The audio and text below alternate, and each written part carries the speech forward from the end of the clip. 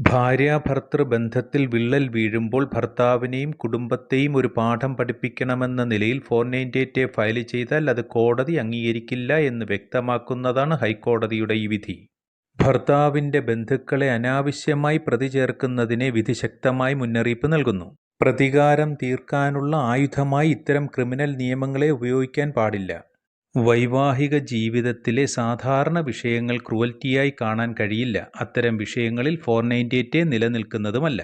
498-എ അതായത് BNS 85 സ്ത്രീധനത്തിനായി ജീവന് ഭീഷണിയുണ്ടാകുന്ന തരത്തിലോ ശരീരത്തിനോ മാനസിക ആരോഗ്യത്തിനോ അപകടകരമാകുന്ന തരത്തിലുള്ള അക്രമമോ ഇടപെടലോ സ്ത്രീധനാവശ്യത്തിലുള്ള ഹറാസ്മെന്റോ ഉണ്ടാകണം.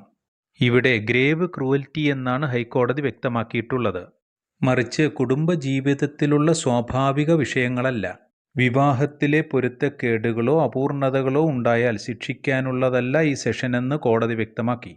വിയോജിപ്പുകളോ വ്യക്തിപരമായ പ്രശ്നങ്ങളോ വിവാഹജീവിതത്തിലെ സന്തോഷക്കുറവോ ഇത്തരം ക്രിമിനൽ ഒഫൻസായി കണക്കാക്കാൻ കഴിയില്ല. ഗ്രേവ് ക്രൂവൽറ്റിയെ പണിഷ് ചെയ്യാനുള്ളതാണ് 498-എ. ഒരു ഓർഡിനറി ഡിസ്പ്യൂട്ടിന്മേൽ 498-എ ഉപയോഗിക്കുക എന്നുള്ളത് അബ്യൂസ് ഓഫ് ക്രിമിനൽ പ്രോസസ്സാണ്, മിസ്യൂസ് ഓഫ് ലോ ആണ്.